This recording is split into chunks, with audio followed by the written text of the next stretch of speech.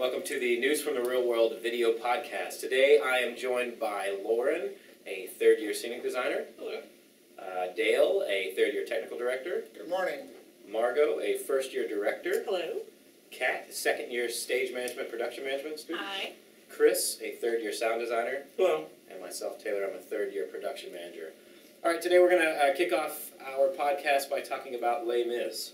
Chris? Sure. So the article title is Les Mis used DPA 4071 Lavalier mics to capture audio, apropos to start with, since we're in the beautiful Sound Lab here in Purnell Center for the Arts today. And it's by Jacob Coakley from Stage Directions magazine. And this is a press release from DPA about Les Mis, basically. And the mics aren't so important as what it talks about in the article about how they decided to film Les Mis. So basically, what happened was they filmed, as opposed to a traditional movie musical where they would, just lip sync on set and then actually sing later in the studio and add that. This, they actually sang on set and recorded audio on set, which was kind of a new technique. And that technique was used because the director, Tom Hooper, wanted to capture scenes from multiple angles with multiple camera, almost like TV style, like 24 would do. You have multiple cameras going at the same time. It's kind of a TV technique. Actors sang to a live pianist who was in an isolation booth on set playing piano, and they had in-ear monitors so they could hear that, and then the audio was captured on set. And the costume designer built custom solutions for the microphones, so to solve traditional problems like clothing rustle, etc. So I thought the main thing about this was, Tom Hooper said they did this whole thing because they wanted to capture the raw emotion of it and, the movie. But, and some of that is evident in the movie, but I think it's generally agreed that this movie was ineptly directed, like quite badly. And Tom Hooper, I think his idea, while it was really interesting, I don't know if it worked. So, do you think this technique hurt the concept? Like, we had a not as good vocal performance? In the studio, you get multiple takes and you get to polish it. I think in terms of what this stated in this article, what the stated intent was to get a certain rawness and emotions from the actors. I thought that actually worked. Okay. I thought that worked well. I think the problem is how that fit into the overall movie. And if his intention was to capture more of the raw theatricality than you would usually get, then go to the theater. Yeah, exactly. A lot of the movie, I think, was just if you're going to tell the story on film, you should use the conventions of film. This was more of an issue, I thought, in the direction and the cinematography. I actually appreciated what this did for the film. I did not particularly care for this film. Yeah. But I thought that it brought out some quite stunning performances, particularly from Anne Hathaway, who I thought was pretty stellar with the live recording. So I thought that there were places where it benefited the overall film, but I think in terms of creating a big, epic representation of Les Mis on film, I thought ultimately it was a detriment because it was, too much of a nod to the theatrical, too much of an attempt at creating live theater on film, which clearly does not quite work. So. I'm going to take issue with something that you just said, though, when you said that it's a film and so they should stick with the conventions of film. Because I think that I don't agree. I actually have not seen this film, but from everything that I've heard, I think that maybe using theatrical conventions like the lavalier mics or whatever else they decided to use that maybe wasn't traditionally a film style, I don't see an issue with that. It might not have worked well, but the whole point of making a movie is to try to do something new. You don't want to do the same thing over and over.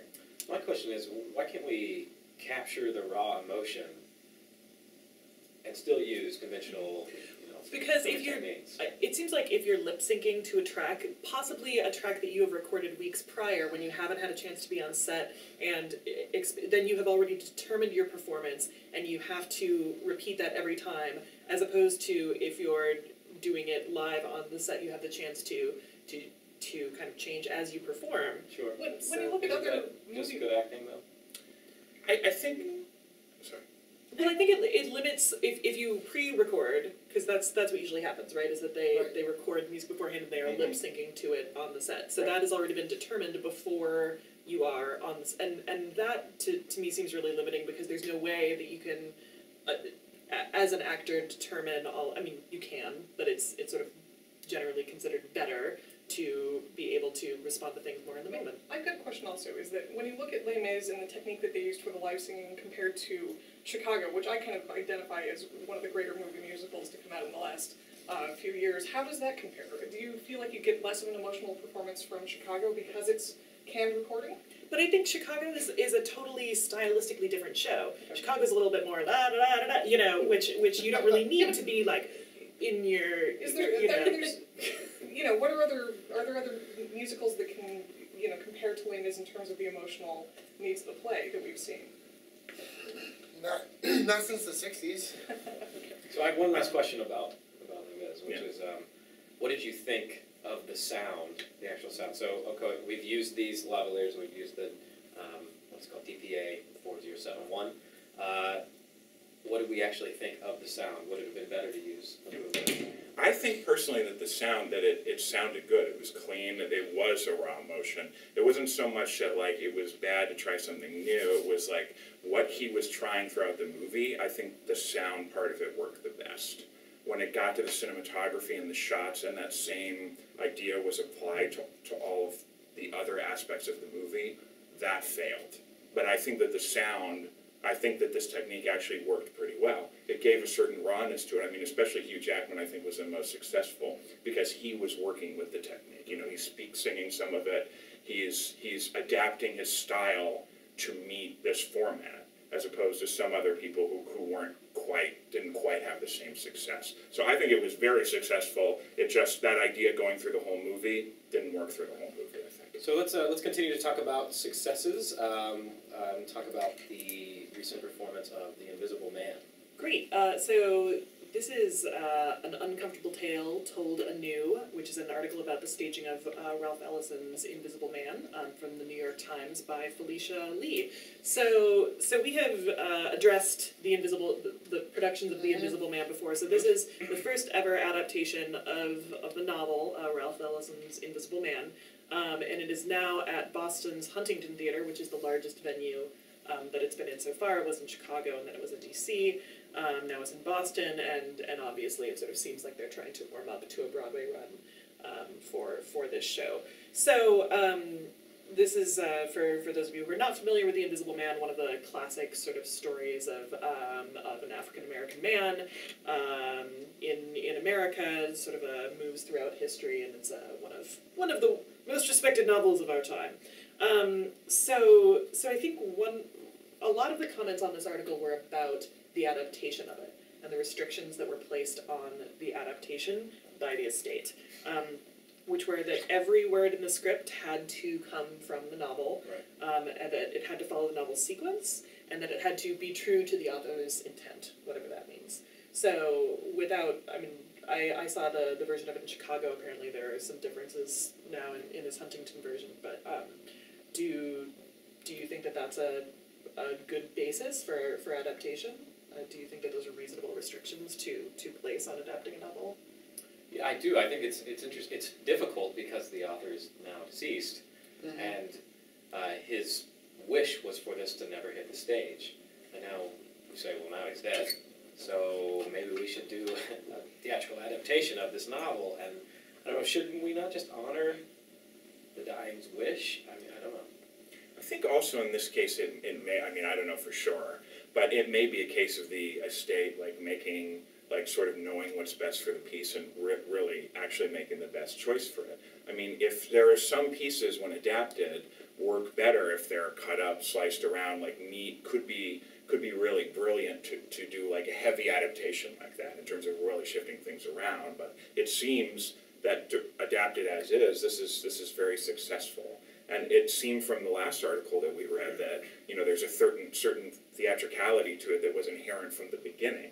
And so in this case, maybe that's a good thing. I also appreciate that, even if this is against Ellison's wishes, that they have respected him and at least staying true to the text. So I think that's a really great compromise, a really great way to move it forward with respect to both parties. Yeah, but maybe the estate said, okay, you can do it, but if you do it, we're going to put these limitations on you. And I do think those limitations were probably correct, because Warren Jacoby, who wrote or adapted the novel, spent a lot of time talking, only putting in the things that were in the novel and nothing else. I guess they could change pronouns or something like that. Yes, They could verb change tense. Verb tense, that was it. Because how many times have we seen a movie or a play and like that's not what it was in the book?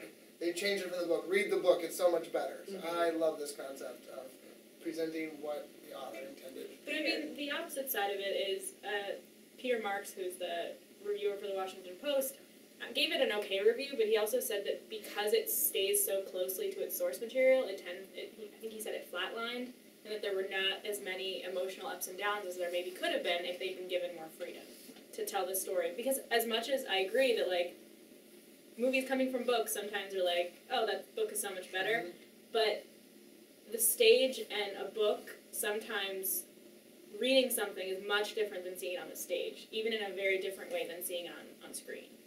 The director and the playwright also said in the article that they didn't feel limited by having to stick with the text, that they found a freedom in that ultimately, which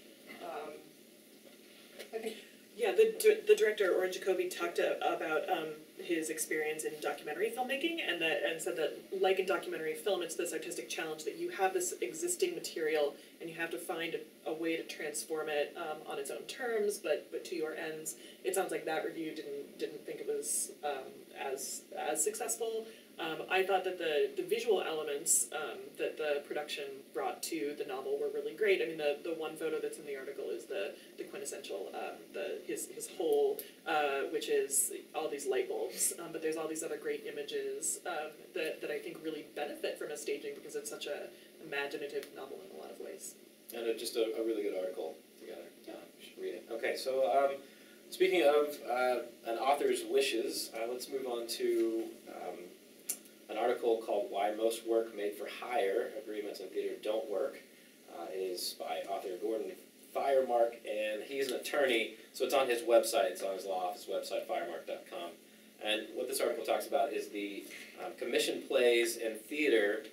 Even though it's commissioned by a theater, it's still owned, the play itself is still owned by an author, and that's not exactly the same in motion picture. In a motion picture stated in the 1976 Copyright Act, anything that's commissioned for a motion picture actually belongs to, I guess, the motion picture company and the producer in that case. So you can, a theater can own a work, but it's much more difficult. And my question for this was, should the theater want to own these commissioned works? So the Guthrie does a lot of new work, right? I can think of, the Goodman does a lot of new work. Should they want to own those pieces that they commission?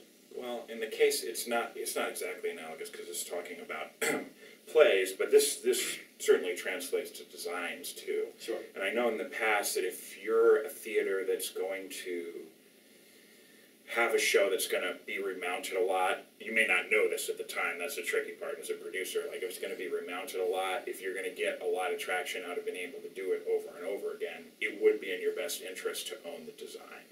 Instead of paying me every year to do Christmas Carol, if you own my design outright, it may be a little better for you. Now there's only, in a normal case, it would be odd to do a work for hire as a designer, unless you're getting paid. Usually when I've done that, I make sure I'm getting paid significantly more than it would be for just a design fee. So I can see that that's one area why it would be beneficial, and I suppose the same thing would apply for the script or any other aspect of the play. To me, it makes sense that a motion picture would have this sort of arrangement, the Copyright Act, because of distribution. Because you make a DVD or videotape or whatever, and that still has rights attached to it. With a play, the theater may only do it once, right? The playwright may want to do it in several different places, so it makes sense to me. And there's probably not. There's a lot of playwrights don't make their living from the rights for their scripts, right? Sure. So there's not the problem here is that there's no legal provision of the things listed in that 1976 Copyright Act you mentioned. Plays or theatrical works. What is it they call it? Dramatico or dramatico musical works aren't mentioned. And so if plays were worth more money, there might be some big push to have them added, but they're just not. It's sort of sad, but they're not worth the fight. Well, there's a level of uncertainty, right? Whether the play is going to be good or not, and you can kind of gear it up to be good. You can do stage, workshops and that sort of thing to make it a good piece of art, whereas a movie is just all or nothing, right? It's millions of dollars, and hopefully it's But you can also I feel like, I don't know why you couldn't do this for a play, I suppose, but you can almost mathematically figure out how much, Hugh Jackman's previous movie, he's always opened a movie at $20 million, so we know we're gonna get X amount, so like in a way, I wonder if there's this way to do that for plays. I think that the nuts and bolts is the for hire part, that let's get a concept for a movie, we hire a writer to flesh it out. Mhm. A play, it's coming to you as a body of work that's usually completed, so it's working on company time, preparing the thing is where the law breaks down. So it doesn't seem to work that way in theater. Yeah, but even if you commission something, if the Goodman, says to Tanya Sriracha, here's $20,000, write us a play, this is saying that even though if it's in the contract, that it says work made for hire is in the contract, that's not actually what's happening, because legally there's no provision for it. But it seems, I think that's a gray area, commissions, because if you're actually paying someone for their time to write it, should you own it? So I feel like we could talk about this article all day because it's very complex. And the article itself is actually really complex because it's written by an attorney. So let's switch gears a little bit and talk about Drexel University's new kiosk. So, this article, entitled Drexel Introduces Kiosk That Dispenses MacBooks for Student Use, it's very self-explanatory, was on the Drexel University website called Drexel Now. Basically, Drexel University in Philadelphia has started this program in their library where students with a student ID can take out a 15-inch MacBook from these automated kiosks, and they can use them for 5 hours. They have to stay in the library. The comments on this by CMU students I found kind of surprising, mostly because CMU is a technology hub university type place. And most students here tended to think that it was kind of a waste, that that it's the exact same thing as putting up desktops and having a computer cluster in a library. I don't agree with this, but I'm curious to see what you guys think about, is this worthwhile? Is it something that should be started somewhere else? What I thought of is that computer clusters are very oppressive to me. I don't know what it is about it. It's, it's the lighting and everybody's in a row and we're all just zoomed in, And what I thought was really interesting is that we could have a few of these kiosks. We could take away computer clusters and make comfortable areas to work. And the computer cluster is not comfortable to me. And the computer itself is usually just dated and not running properly, right? So if it was a MacBook or a laptop that, was newer, right? Because the kiosk would have to stay up to date. And so with the computer, I think it would add to creativity, add to productivity. That's just my thoughts on it. It's interesting in the article they say, what the guy cites, like, well, I think one of the people said, well, they may have a laptop at home, but they don't want to bring it into school. Yeah, that was... Doesn't that defeat the point of a laptop? So, I kind of understand that in some way, shape, or form. I do bring my laptop to school, but I can see how if you're walking home at midnight, I sometimes even feel uncomfortable. I will leave my laptop here if I'm walking home at midnight. What about the student who can't afford a laptop? Right. That's where I think this application is really interesting, because I think this is a great basis for it, but I think it is, keeping the technology up to date. They were talking about getting perhaps a stand for iPads. So I think making that technology available to everyone kind of levels the playing field in a way that I think is really fantastic. And I wonder if there's applications beyond the college level. I wonder if we can start bringing some of these programs into lower level education. Yeah, interesting. I hope that we come up with an idea for a kiosk that dispenses other things other than MacBooks, maybe PCs. Maybe a kiosk that dispenses like soft drinks or just other kiosks. I just like the word kiosk. All right, so we're going to switch gears a little bit more. We're going to talk about table saws and how the British think we're crazy.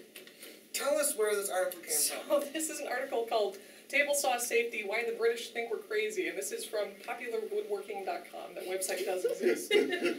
This author Robert Lang. Sorry. Was an article about table saws. It opens up with a man got a table saw for Christmas who had never owned a table saw before, and that to me is interesting because it's a very dangerous tool and if there's no experience. It's like, happy birthday, here's a table saw. Be careful. But it's about the point of view of the way that the British people use their tools and the way us American cowboys use our tools. They did a study that showed that the British folk leave the safety devices on the saw. We take our guards off. If you walk into the scene shop, the guard is on right now, but often it is taken off. Also, a simple design. Here is your table saw blade, and American fences, which is the part on the side, runs the entire length of the table. There's something called kickback. When your material gets too far, it binds against the fence and against the blade, and it flies up and it hits Lauren in the face. The British table saws, the fence stops right here at the blade, so there's no binding over here, which is a very simple fix. I'm sure the British folks make great materials with their table saws like this, so I'm wondering why we haven't changed that. Kickback is a big problem. We talk about it a lot. But here's a really simple fix that we just don't do. And their safeties are so completely different. I mean, our guard is usually over the whole saw, over the whole blade itself, it gets right? in the You way, lift which it is... up and whatever. And then it's, it's clear plastic, but it gets nasty, and then you can't see what you're doing. So people often say, well, I can't see what I'm doing, so then they take the guard off, which defeats the purpose. So what I find interesting is why haven't we, like you're saying, why haven't we adopted these ideas, and why are we so, not just table saw, but OSHA heavy on all of our equipment, not just, bench tools, it could be a hammer or a ladder, for God's sake. Why are we so heavy on safety there when it seems like the British just say, yes, it's a tool, make sure that you're using it properly, be proper trained, and then go to work? What's the difference?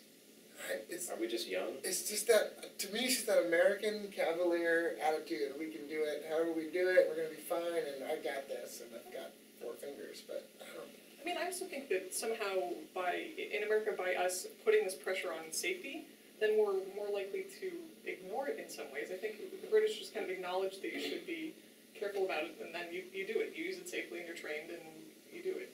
I completely agree. I think we in class we've talked about the stairs that were in Richard III, and they were very steep, and they had somebody at the very top of the stairs, and he would say, be safe, be careful, be careful, be careful, right? That to me, you say, oh, he's saying be careful to me, but if he says it over and over, it's like, I don't care anymore, and I just don't care. So I feel the same way about table saws, right? If we say be careful, be careful, be careful all the time, then we're like, yeah, whatever, fine, and I cut my finger off. Whereas it seems like the British are saying, yeah, be careful once, screw up once, you won't screw up again, right? Because you'll have less fingers. So we can move on. I do find what's interesting about the table saw article is that it was commented on so heavily by our students, and why? Because we don't have that many technical directors, so it was designers and managers talking about table saw. My last question is, why do you think this is a commented on article by our students? I mean, I don't think it's so much that it's about a table saw. I think because it addresses the issue of safety that I don't know. I'm sure technical directors have a ton of classes that talk about safety, and so do managers and designers may or may not, but it's something that we tend to think about a lot in theater in general because we do so many different things that I think the issue of safety is something that everyone kind of has to think about at some point when they're here. And the table saw is one of the bigger, scarier things in there, and it takes a lot of time to get competent at it. I'm afraid of that thing. Yeah, and there's lots of freshmen, people that come through that need to use it, and so us TDs are constantly keep an eye on that thing. It's just one of those menacing things. Nasty. It takes a lot of respect. And I think the American attitude towards safety, and not only tool safety, but safety in theater in general, actor safety, is not the same attitude that is had elsewhere in the world. And so it's sort of especially in an educational setting, we're super big on safety. And equity of course has rules for safety, but European theater tends to have fewer of those restrictions. So it's interesting to think about the things that we take for granted as being so important to our practice that other people think we're crazy for doing. All right, well, let's travel to Australia. Yes, let's. So this article is entitled 5 Things I Learned About Australian Theatre from Ken Davenport's blog called The Producer's Perspective. We may remember Ken Davenport as one of the runners of the TEDx Broadway conference that we talked about in our very first podcast. So Ken Davenport recently went to Australia and had some thoughts to share about it as he came back, and sort of his 6 points about what is quintessential about Australian theatre. He cited that there are 2 Broadways, Melbourne and Sydney, about an hour apart. So those are their 2 centres of theatre that are roughly equal in their revenue. There are no chat boards, that they have these limited run musical revivals with stars, that the Sydney Opera House is a tourist attraction and sells a lot of tickets because of that, that it could be the new Chicago because it's a great place to make art, and that the people are really nice. So I found a lot of these points suspect, and I some of the comments also brought up some problems with the conclusions that Ken drew, but I was interested if you all felt that these were compelling points about the Australian theatre. I know it felt to me like he was using the term Broadway for a stand-in for just like major theatrical markets, but the fact that he kept saying Broadway, like, I don't think it would be a good thing to have 2 Broadways. And I will disagree. okay.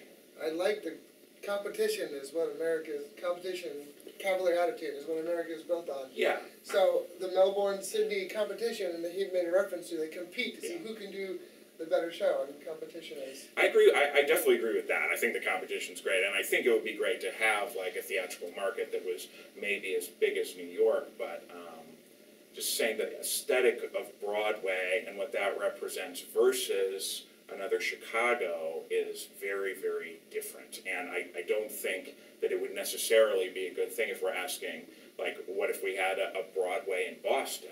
Well, it'd be great if Boston had a much larger theatrical market, but I don't think it would be a good idea to have a Broadway there. I'd rather be a counterpoint to what they're doing in New York. You know what I mean? If it's the same size and there's competition, I think that's great. I also don't think that a country, even the U.S., could potentially support 2 Broadways, because New York is such, people go there to go to Broadway, and if all of a sudden like L.A. starts is the other Broadway, then you've cut that market in half. So the $1.8 billion or whatever $1 billion that Broadway makes a year is now cut in half. So maybe neither of them could support themselves. But Melbourne and Sydney are also not the size of Broadway. Let's be real. Yeah. That is not. Yeah. I mean, they don't have 2 Broadways. They have a DC and a Boston. Yeah.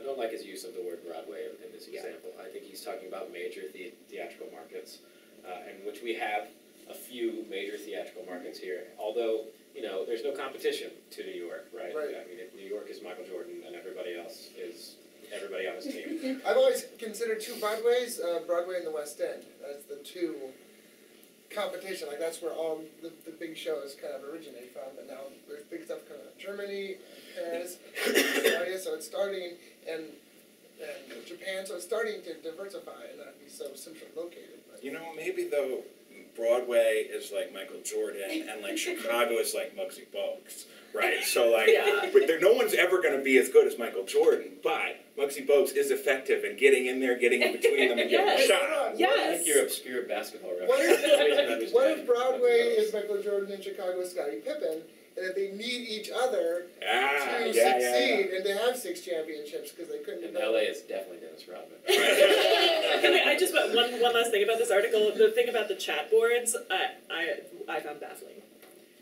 I didn't quite understand. So explain that more, because I didn't quite understand what he was talking about.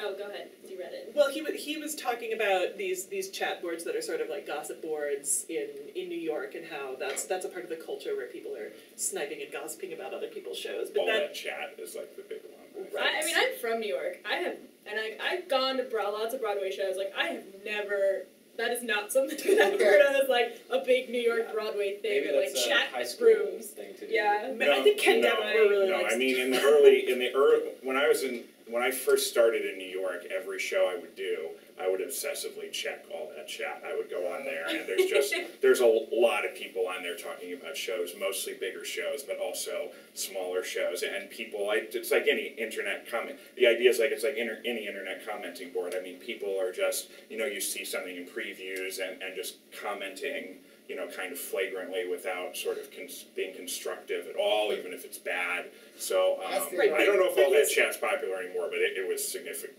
But I don't know that a chat thing like that it's gonna be read and commented on by people that already go to theater. So like, I don't think me as like average Joe, I'm gonna go see my first Broadway show. Like, I'm not gonna be like theater Right. chat room New Well, York. and the like, fact that there are no like the fact that there are no chat boards doesn't mean that nobody is talking online about this. You know, Right. like we have Twitter now. I mean, Right. so I just thought it was a very strange point. So hopefully there is. Speaking of Twitter, you should check out our live tweet feed that's happening right Yes, now. we are live tweeting the show. If you follow Matt Roner, Hashtag. hashtag NFTRW. Okay, so hopefully there is some excitement and some chatter about this next group coming back to America. It is Mummenschanz, Mime group from Sweden. Here we go. So this is an article from NPR Weekend Edition, and it's called "A Way Without Words: Mummenschanz Mimes." So the Mummenschanz Mimes are a Swiss mime troupe. They hit Broadway in 1977, had a very successful 3-year run, and they are coming back to the United States for their 40th anniversary tour. It's a 5-month national tour. A little bit of background here. This company was founded in 1972, so they spent some time in Switzerland before coming over to Broadway. And it was kind of the big avant-garde thing at the time. It was kind of on fire on Broadway at the time. So what I'm interested in is how they tell stories through mime and through movement and through dance and animating objects. And I had an opportunity to watch some of the videos, and they're quite stunning.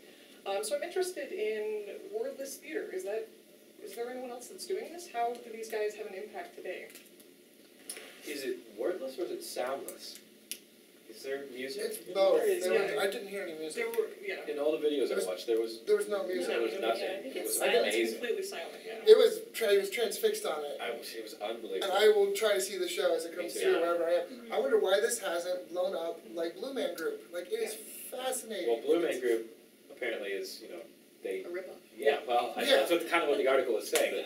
That Blue Man Group got some inspiration from Mummenschanz. They're just the little vignettes they had, and just emotion and touching. And I mean, just for the those of you struggles. at home that are not familiar with this mime troupe, the majority of their performance concerns the animation of these objects that they create. They're kind of life-size puppets that they animate quite brilliantly without words. They tell a complete story just through the actions that they're communicating with. I think this sort of work is much. I'm the foreign proponent today, but is much more common outside of the U.S. Like we don't do a lot of this. We don't do this sort of thing necessarily in our training. Whereas like the Russians do this in their theater training all the time. Like they do this for class exercises. They make things out of objects and they have these silent like performances. And it's a very common theatrical tool elsewhere in the world. And I think part of why this is so fascinating is that it's something that Americans sort of catched onto and were like, oh, this is actually really cool. It's like, yes, America, welcome to the wide world of theater. This seems like something that comes through for the Pittsburgh Children's Festival. Yeah. Like things like that, of that raw, not earthy, but help me out here, words. I remember pretty vividly seeing, I think it mentions in the article, but seeing these guys on Sesame Street. when I The was a Muppet kid. Show. It was on the Muppet Show. Yeah, the Muppet Muppet Show. Yeah. The first It just- Muppet Show, actually. Yeah, it must have been in reruns because I just remember seeing it when I was a kid and having an impact on me a lot. But that sort of silent storytelling, you've seen that in a couple different genres, and it always seems to be quite striking to us when it happens. I can think of a couple, cartoons that are done quite well that way, and it's interesting. It's kind of hard. It seems hard for Americans to really wrap their mind around doing it. Yeah. Is it based on? It's been 40 years, right? It's still so inspirational to watch, and it's inventive, and I don't know how it's still so progressive after 40 years, and Americans sort of never latched onto it. I go back, is this American cavalierism? Is it please spoon feed it to me? Yep.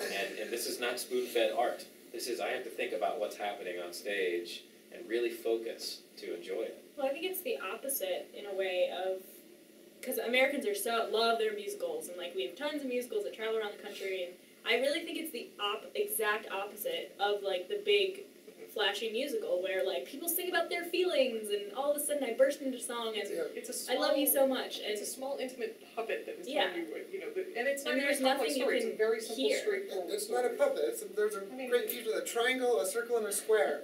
It was I don't have a better word for that, but I'm really interested to see how this tour takes off. I really hope that it Yep. it just catches fire and can't wait to see Oh, but does it actually catch fire? No, I mean, it's a metaphor, A lot of Dale. foam. So speaking of inventive art, let's move on. Let's talk about this installation art piece that defies gravity. So this article was entitled, "This Mind-Boggling Installation Breaks the Laws of Physics, or Does It?" It was on fastcodesign.com. This article talks about this art piece that Matt Kenyon developed and built and has installed in this room, and there's nothing surrounding it, and people can walk up and they shouldn't really touch it because it's, they shouldn't touch it, but there's nothing blocking the people watching it from getting as close as they want to it. So what it looks like are these oil cans that are stacked up. There's a hole in one of them, and oil, which should be pouring out of it, looks like it is flowing back into the can. And if you watch the video that was attached to this article, the people watching it have no idea how it's doing it, and they're like, I know it's static electricity, or like, oh, there's a pipe, there's a string, there's a pump that it's like sucking it up, and there's even, I think, a physicist. At the end of the video, there's this woman physicist who comes in and like, I'm a physicist and I don't even know how it's happening. It's got to be something with like strobes and which actually, so what the article guessed and like kind of inferred it was the artist using there's a strobe effect that goes along with it, and using the rate of the strobes to kind of trick your mind into catching these frames of what you're seeing, so that your mind thinks it's going up when actually it is following the laws of gravity and falling. So what this on top of how cool it is that it looks like it's flowing upward, this was a commentary on the BP oil spill that happened a couple of years ago. Which, truthfully, I think a lot of people have kind of forgotten about. I think it was 2008. Was it 2008 or 2009? I don't even remember. And it was a huge news thing. And so I think something this cool has a lot of effect on people because it's something that they can't understand, and so it makes them start thinking about stuff again. So my question for everybody is, as cool as this is, and it's physics, and look what cool things we can do, why do you guys think this was on the blog? What implications could this have for theater? Well, I actually had the same question, and I thought, well, I think that's really cool technically. Yeah. I think that's amazing in a technical way, whereas there is this message that it's trying to give too, and I think that's kind of what separates us as theatrical artists or technicians, is that we see, maybe we see a flying rig, and we think, wow, that's really cool technically, and somebody else sees it and says, wow, that's a really nice moment for this show. And that's kind of what I got theatrically from this installation piece, is there's two messages, and maybe we can put those together and make this cohesive, really great piece of art. That's what's cool about the art. And we see this effect all the time with wagon wheels on old movies. And that's the exact same thing with the backward spinning, not making an artistic message. Because I watched the video once without the sound on, because I had a little girl sleeping. But then I rewatched it and read the article, and I'm like, oh, this is what the message is. So it definitely transfixed the audience and understand that. It brought up for me that, I'm sure there is, but I'm not aware of a lot of protest theater having to do with the crisis with the oil spill. Because they're silencing them all. Yeah. Big oil is shutting it down. But theatrically, I'm sure, I'm positive that there is, and I'm just not aware of every instance. But it's not as widespread as certainly I saw a lot of theater with the war going on. There was constant and a lot of protest theater going on. But I wonder why there wasn't more for this, or if it has to do with how much we care about it, or how you could put it's harder to put on stage, or it's not affecting. Yes. I suspect it's more regional. Yeah. Geographical. Because for example, the war in Afghanistan or Iraq is something that affected people all over the country, and although this does in many ways too, most affected. It doesn't personally affect us. Right. Kevin made a great point. We haven't thought about it in 2 years. Out of sight, out of mind. Yeah, and I reference this to if it really is about the BP oil spill, it's like Sandy, Hurricane Sandy, and here in the Northeast we talk about it constantly. We're still talking about Hurricane Sandy, and in the South we talked about Katrina. We're still talking about Katrina. Katrina is still something that just ruined the South for many, many years. We're still rebuilding, but never are we mentioning Katrina in the Northeast. Nobody even thinks about Katrina. It's not on your mind. And I think that where I come from, the BP oil spill was huge. It was a huge deal, and everybody's still talking about it. And there's not a place to create that art where people would want to go see, to talk about it. But if the BP oil spill happened off of the coast of New York, imagine all the theater that would happen. It's very geographical. All right, so let's move on. We're going to talk a little bit about some Adderall. So this article is called 6 Ways to Focus Without Taking Adderall by Caitlin Corsetti of collegecandy.com. I can't believe I have to say collegecandy.com. Okay, so this was an article picked by the students, commented on very heavily, and I can kind of understand. It's about techniques for focusing without taking medication that is either prescribed to you or obtained illegally. Hopefully it's not obtained illegally. Okay, so the first technique was drink coffee. Great, caffeine is a stimulant, get you thinking. The second was a little weird. It was peppermints, and we've all been told to chew peppermints while you take a test. But she suggests that you rub peppermint oil on your temples and on your wrists so that you are ready to flip cars. And the third one was exercise. Great. That's a great comment. So the fourth one, power nap. Fifth was physical to-do list, actually writing your things down. And the sixth was use technology. The comments on our green page were often, this is all common sense. I know that. That's all common sense. Great, it's common sense, then do it. Right? Stop taking Adderall and do these things. If it's common sense, shut up. And I think what's interesting is I have a good friend that had a comment on here, and I will call her out just a little bit. She wrote that everybody should just shut up and just get focused, right? Just deal with it. Turn off. You'll have some self-control. And I don't think it's quite that easy. I think there actually is a mental block. There's something here that we really need to talk about and discover. Why can't we stay focused? Why do we feel like we need medication to do our work? I mean, I think there's been tons of studies done in the last decade around where people's attention spans have decreased a ton since even 20 years ago, because we're so used to getting everything rapid fire, and we check the news, but then we just skim the headlines, and then we go on Facebook, and then we go on Twitter, and then we watch a video, and you're so used to getting everything within a minute of everything else that it's hard to focus on one thing for a while, especially with all the new technology. And there are actual physical and brain chemistry components to this question. It's not always for everyone a matter Which, of... as a component of Adderall, that's what Adderall does. It balances the chemicals in your brain to allow you to focus naturally. That's what it does. I think it's important on that note that this article is focusing on people who are abusing Adderall, right? Who are taking it unprescribed, which just to give her the benefit of the doubt. Sure, I don't know if it was though. I mean, she definitely is talking about the group that takes Adderall when it's not prescribed, and that's a problem. Now, there's also the group that smokes pot, and that's a problem. Yeah. The group that drinks, and that's a problem. But there's also the element in her article talking, Adderall taken by people that it's actually prescribed to, and maybe she's saying, maybe you don't need that, right?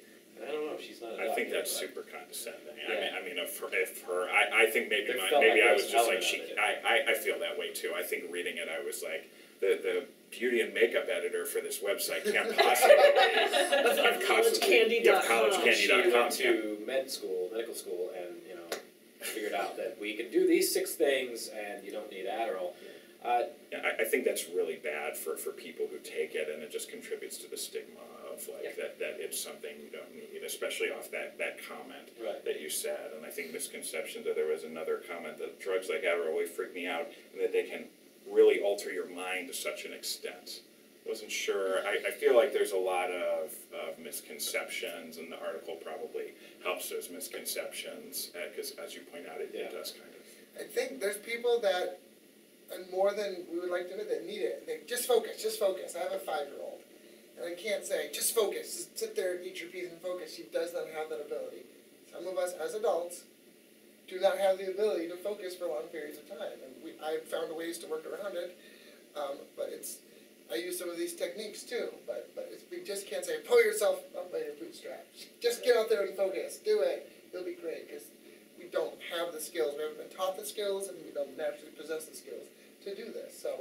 Especially in light of last week's mental health discussion about the stigma of when there is an actual problem that you can't just solve it, just do it, then that's something that it's good to be sensitive to. Now these are all 6 of these techniques that she gives are good techniques, and basically she's saying, correctly, slow down. That's all we're saying is slow down. So if you're obtaining these drugs illegally, maybe you just need to slow down for a second and think about, why am I actually doing this? Now, for somebody that's actually prescribed Adderall, keep taking your Adderall. We are not. Medical professional has told you to do that. Keep taking it. That's important. All right. So our last article of the day is about our good friend Walt Disney and how we're creating an opera for him. Chris. Sure, so this article is called Opera about Walt Disney refused permission to use Disney images, and it's by Glenn Moody from TechDirt.com. So the overall idea is that there's a Philip Glass opera by the English National Opera, which is premiering in Spain about the kind of final years of Walt Disney. Like when it says when he's contemplating, like the sort of sketchy late era Walt Disney we hear about is like kind of a racist, is like, is preparing to have himself frozen, all that stuff. So it's concentrating on those years, and the production was refused access to use any kind of Disney Corporation images. So this ties into a really interesting thing about the copyright and Walt Disney Corporation. And there's 2 things going on right now currently that directly connect to this. One is at Sundance this week. There's a movie called, I think it's called Escape from Tomorrow. I may have said it slightly wrong, but it's one regarded as one of the hits of Sundance this week, and it was filmed guerrilla style all at Disney World and Disneyland. Like the crew just went in and filmed the entire movie at those places, and it's regarded as one of the best films at Sundance right now. But the question is, they don't know yet, but is Disney gonna prevent them from ever releasing it? So right now the festival's I don't think the festival's over yet, but they're kind of hanging on, is that gonna happen or not? Is Disney gonna shut them down or not? Another good example from an artist perspective is the sale of Lucasfilm to Disney. And part of the reason that George Lucas, stated that he wanted to do that was to protect his characters, that as he's getting older and Lucasfilm might be getting smaller, he's not going to have the power and the reach to defend all of the creations that he made and keep them in copyright as he feels they should be. So part of his reason of selling to Disney was because of their reputation with copyright and because he knew that they would be protected there. So the question is, should Disney have let this opera use Disney images?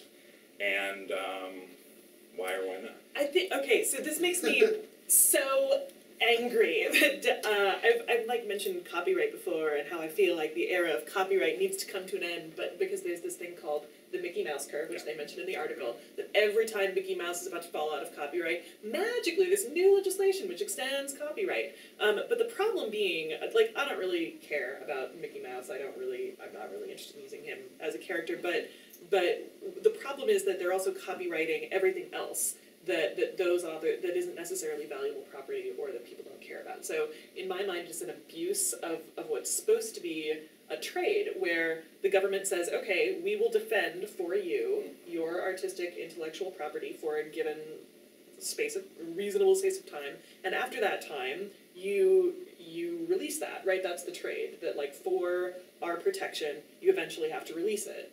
And there are so many wonderful works from, say in the 1920s, which we can't use thanks to Disney, but none of those authors care about, all those people are dead, their estates are not needing to defend the property. We still can't use them because Disney doesn't want us to use them. I think it's hindering the progression of art in a lot of ways. I mean, I think, and this is a piece that depicts Disney in a negative light, so I wonder if that has something to do with it. I'm sure it has a lot. I'm sure it has a lot to do with it, but I think that if you're always limited by not conveying that message, then how do we move forward with that? How do we tell that story differently than Disney wants us to?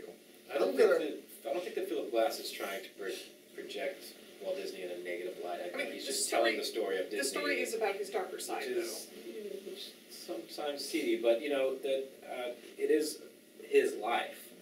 I feel like there's probably some redeeming qualities, some redeeming aspect of it, right? He won 22 Academy Awards. He's done all these great things. Maybe they should back it and not look like they're shying away from it and really just go for it. I'm going to defend Disney. And Disney, I wrote on my notes, Disney is Disney because they're Disney. They are really, isn't that brilliant? They're really good at what they do. They're really good at making movies that appeal to kids, because I have kids and they're brilliant. And they are an entertainment juggernaut, and they know what they're doing. And if they want to protect their image of their leader, they're going to do that. They have the power, and they want their image to be their image. We talked about that in class yesterday. The Disney brand is just global, and they've got it going on. So they're going to protect their stuff, and they should, because they know what to do with their But they're stuff. holding the cultural, literary, and artistic history of America hostage to their corporation. They are American cultural history and literature. They're a created piece so of it. much. The point about Margot's thing is when they change the law to protect their own works, other works that don't have to do with Disney at all are being protected. That Disney shouldn't have the right to make those decisions. Because they've been doing it for 80 years. Gilbert and Sullivan have not been writing musicals for 80 years. Like, Disney is still using Right, their but the point is Disney that is their own stuff, but the way they change the law affects things that are not connected to the Disney Corporation. You know what I mean? So I actually agree with your point, but the way they're changing copyright law is affecting things that don't have to do with Disney. But I agree with your point. They're So just- wait, are we sure that they're affecting copyright law for everyone, Yes. not Yeah. Disney? Yes, they are. Okay. But it talks about that there's a suggestion about an alteration of the law whereby if you want to keep your thing in copyright, you could pay an increasing fee to the government to do that. So like Disney still has this valuable property which they want to hold on to. Great. So if you want to make that deal with the government, every year you have to renew for, say, increasing fees. Meanwhile, if the copyright lapses, let it lapse so that all these other works. So I think that is a compromise solution that allows people who still have valuable property like Disney to hold on to it without holding everything else hostage. That's what I really object to, that they have the clout to have the law changed and for it to affect the entirety of America's artistic history. So I think we'll probably be talking about this for Yeah. a couple weeks, Philip Glass, his new opera. That is all from us from News from the Real World, the video podcast. See you next time. Oh.